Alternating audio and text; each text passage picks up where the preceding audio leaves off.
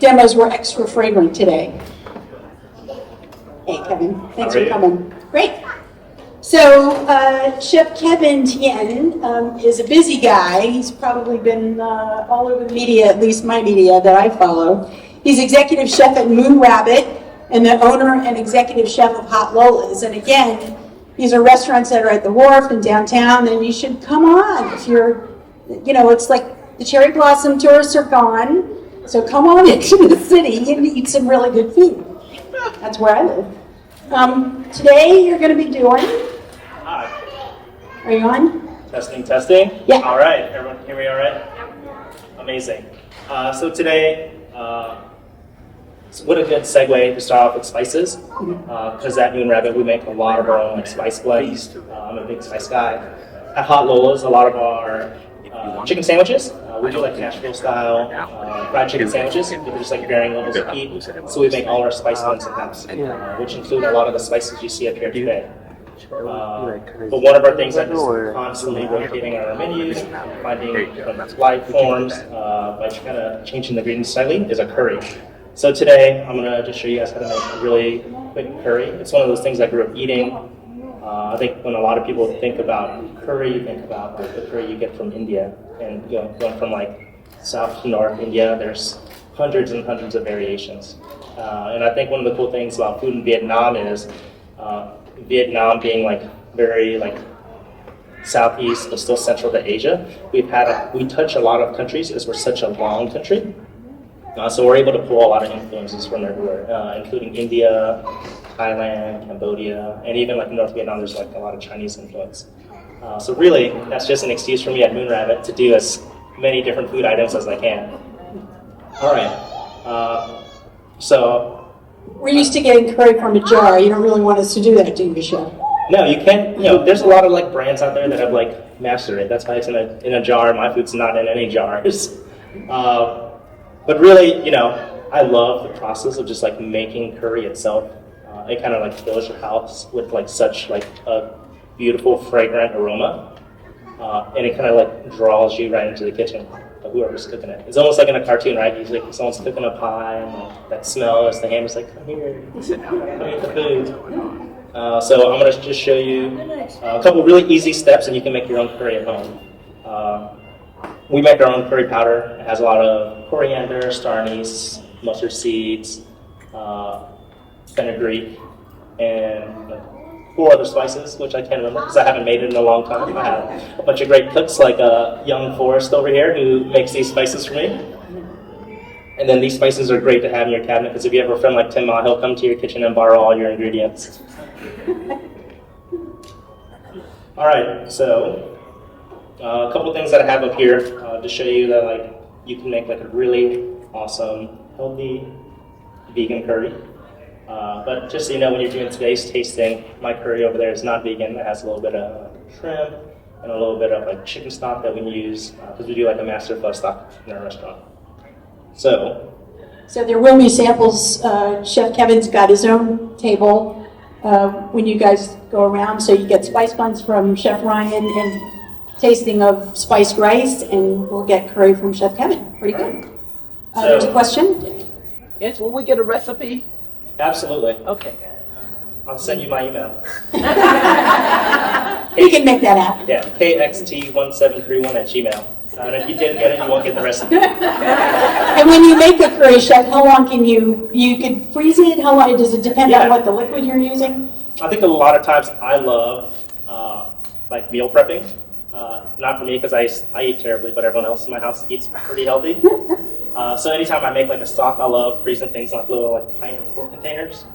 And then whenever you want to cook food, you just kind of pull it out of the freezer and they're ready to go. You know, as a chef, I don't know how to cook for 1 or 2 people. I only know how to cook for 100 or 200 people, right? So everything I make is in huge batches. But today's like ingredients that I'm using is that can be very simple, straightforward recipe. These are all things that you could find probably just in your local grocery store. And we'll just kind of go down the line, right? Beautiful olive oil. You can use a little bit of butter in your curry if you want. One of the great substitutes if you want to continue to add a lot of flavor in your curry is we're doing a coconut milk base with ours. You can always get a little bit of coconut oil and kind of like saute your aromatics. All right. A little bit of olive oil on the bottom here. And then I have a couple other aromatics. We have diced shallots.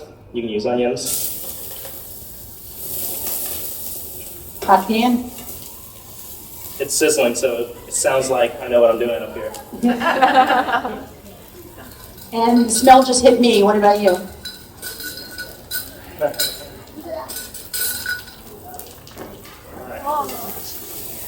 So what I'm doing is I'm just going to start sauteing these aromatics a little bit so they get just like slightly translucent.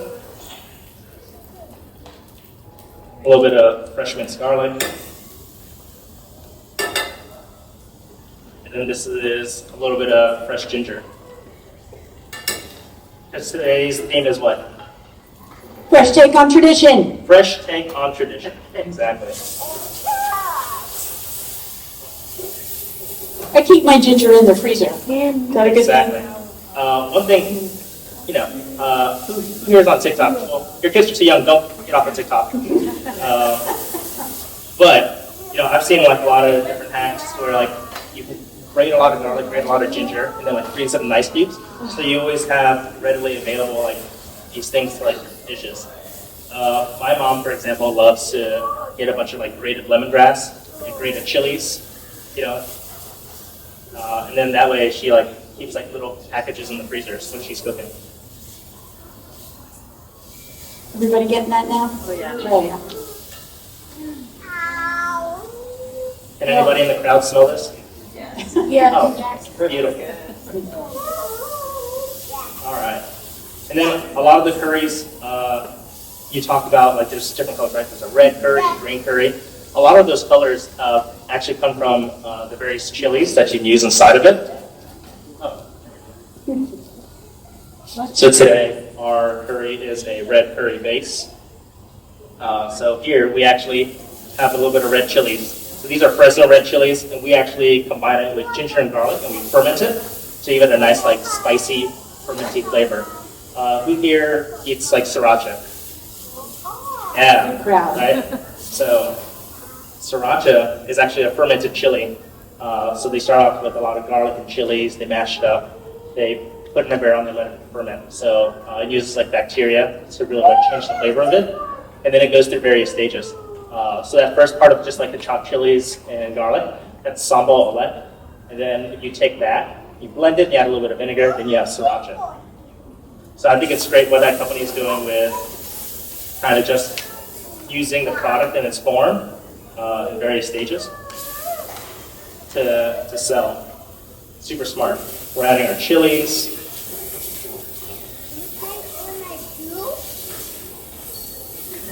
We're just sauteing it, getting a lot of the fragrance out. It was spicy. Yeah, I know. Who's got that? And then our curry powder. And what did you say was in that sort of, the things you couldn't remember? Coriander, mustard seeds, fenugreek, a little bit of star anise. Remember that fenugreek you guys smell? You know, there's like variations. I think, you know, a lot of people will go out and they'll eat different dishes, especially like, for example, the curry, right? And they'll say, oh, that's not authentic, or that's not how my mom does it. But there's so many different regions in whichever country that makes this dish. You know, I think everyone's variation of this dish is authentic. Just because it doesn't taste like someone else's doesn't mean it's not authentic. You know, that's like one of the things that we always talk about in like the Asian community is like, is this food authentic or not? And if it might not be authentic to the person who's eating it right then and there, but it's authentic to that family, their generation, and their town. You know, so I always like to keep a very open mind and like trying a food that's just that can like vary so much. Kevin, speaking of community, you've got something coming up, don't you? I got a lot of things coming up. My calendar is so full. But in May, one of the things that I'm really proud of that we're putting on in partnership with Tien and our restaurant and hotel, we're doing a big Asian night market in May. This is at the wharf. Down at the wharf. There's two versions. There's like a fancy dinner on the dock, one long table, 300 people. We're getting chefs from all over the country to come cook, and they're all very amazing chefs. So I'm letting them cook, and I'm just kind of standing back because I don't want to look at it. And then we have a night market the next day that's bringing together 10 to 18 different like API vendors, which includes like Tim over here. He looks like he didn't know, so I just told him. And we're doing like 2 sessions of a night market, very limited tickets. So you get to go and experience like a lot of different cultures and hear like a lot of different stories, which is something really cool. So if you get a chance to come down to the wharf and check it out, you should definitely come down. Yeah, he'll be over at the table so you can talk to him more about that. All right, what else is going in there? All right, so now that I have my base, one thing I really like to do is, I learned this technique from Tim, is like burning a lot of stuff in the pan. Because it is a technique, like there's a lot of charring and burning. So what I'm doing right now is like there's a lot of like the aromatic stuff to the bottom of the pan. And what I'm slowly gonna do is I'm gonna pour a liquid in there to kind of like scrape off the bottom. That's called like fond. A lot of that's in Cajun cooking. I'm originally from Louisiana. That's how you have like really good gumbo or dirty rice or jambalaya. So what I'm gonna do is I'm slowly gonna pour this stock, and we're just gonna like scrape a lot of this like flavor off the bottom. I think we all know how to burn things, don't we? The secret is if it looks like it's starting to burn, just pour a little bit of liquid on it and scrape it up. And you see how a lot of it's coming off. It looked like I was doing a terrible job, but now it looks like I'm doing a great job. Oh, that's... You didn't smell it? So this stock right here is actually a lot of restaurants have like what they call like their master stock. So for us, we actually do a pho base that has a lot of these spices as well. A little bit of fish sauce, a lot of roasted chicken bones. We use a lot of chicken feet to give our broth like more of a rich mouthfeel from the gelatin and the chicken feet. All right, now we have like this beautiful curry paste that we've made. And now that that's there, we can add our coconut milk. I like the can because it's a great texture. And what you can do is if you want to have some cool cups at home, cut off the top, you can stand inside, and these are like really fun cups to have. That also comes in that sort of aseptic packaging in these sort of smaller boxes, which I love, because once I open a can, it's like, what happens to it? For home cooks. Exactly. So I've added the coconut milk. It's nice and rich and creamy.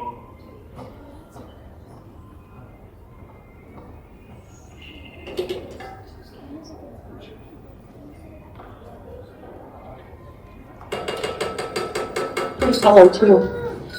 Right. And this is a curry sauce you would use on... And you can use it on anything. If you want to add more stock and make it thinner, it's perfect for a soup. If you want it thick for a sauce, use less stock. And then at this point, I am really like tasting to see what kind of flavor profile I want. If you want a sweeter curry, you can add more sugar. I try to stay away from like the refined white sugar. And there's lots of like different sugar alternatives that you can use. You use palm sugar. We're using a organic coconut sugar to add to like our coconut curry. And this is what our pastry team loves to use, kind of like mixed syrups. We use it to sweeten coffees. We use it in our pho base. We use it really for everything. There you go. A little bit of curry going. And now, Anybody got any questions? Yes, ma'am. I just have a comment. You have to really be careful around kids because there's so many different spices in there and allergic reactions that people could have from the different things that he's added to that meal. Are people allergic to a lot of these spices? it depends. I think allergies, depending on where you're from or what you're eating. And I think that's one of the cool things about curry, right? Because you can really make your own spice mix. So if you're allergic to a specific thing, like I know someone that's allergic to cinnamon, you can keep cinnamon out of it. Or if you're allergic to ginger, there's other things that you can sub instead of the ginger. This is one of those things that you could mess with the recipe so much and find your own variation that works for you based on your dietary restriction. And I noticed you really haven't put in any salt. No, not at all. Because what I'm going to do is I'm going to get a lot of our salt from this vegetarian fish sauce. Has the word fish, but there's no fish in here. Traditional Vietnamese fish sauce is like fermented anchovies and salt. This vegetarian fish sauce is like mostly MSG and mushrooms, and they provide like a huge umami factor. Right? I think there's like a negative connotation when it comes to thinking about MSG, but really like MSG is just salt. Right? I thought I saw a hand in the back. Yes. Yes, ma'am. Earlier you said you stay away from refined sugar. What were the substitutes that you mentioned? I love using coconut sugar. I don't like using honey, so I use agave as like a substitute in our restaurant all the time. There's a glaze that we make for our duck dish that's called coconut nectar, which is really excellent. I think molasses is a great substitute. I'm from Louisiana, so we use Louisiana cane sugar to eat with like our bread service at the restaurant. That's great. Thank you. And I think it's a lot of these like substitutes are more fun than the white sugar. Because when you have white sugar, it's just that very like bright, sharp sugar taste, right? I think whenever you start transitioning and using other things, the flavor profile of your dishes will change with it. If you want like a darker amber taste, you can go with like a molasses. You can get a little like slightly smoky taste with it too, and there's all kinds of different things you can use. So tell us more about the curry that we're going to be sampling over there. So our curry over there is very similar base, but we also have like a little bit of shrimp base in there. So if there's any shrimp allergies, I recommend checking out a lot of the other chefs because their food is equally or more delicious than this. Bye-bye. All right, so we'll give it a taste. It's spicy, there's a little bit of salt, but I want a little bit of sugar. Do a little fish. There's another question. The microphone coming to you. Chef, why did you say you didn't like using honey? You said you didn't prefer using honey. Why is that? Chef? I think a lot of times now, it's like bees are getting endangered, and they do so much for farming, from like spreading pollen and like helping farmers.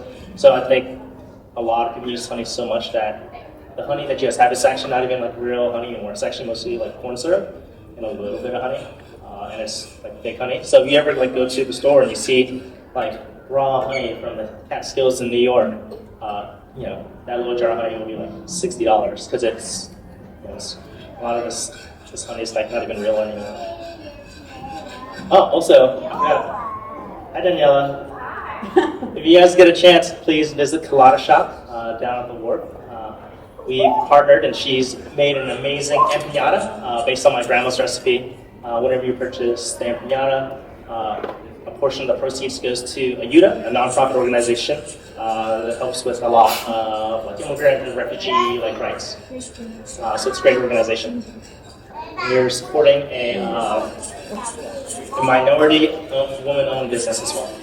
So once you've added all that, is it pretty much ready to go, or do you like to do it a day ahead and let the flavors develop? Or Yeah, this is pretty much ready to go. Yeah. And I'm from Louisiana, so we always feel like if you let things sit a day, it always gets better the next day. So you can let this sit on the stove for a little bit, or you can see sense of taste and it's ready to go.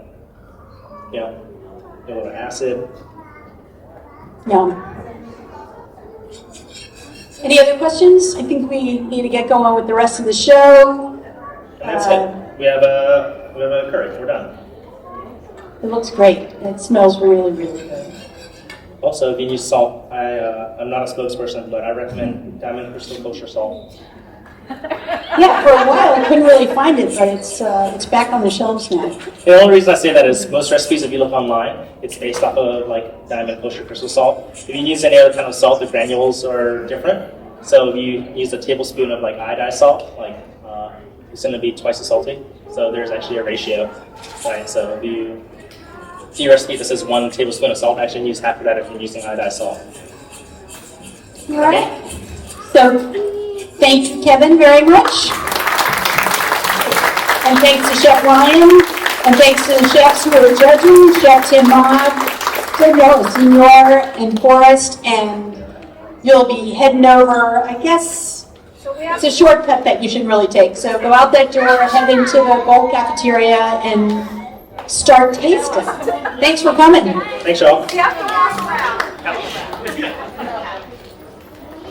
Oh, if anybody's graduating and is looking for internships, we hire interns every summer. Interns graduating. You'll be telling people that at the tables.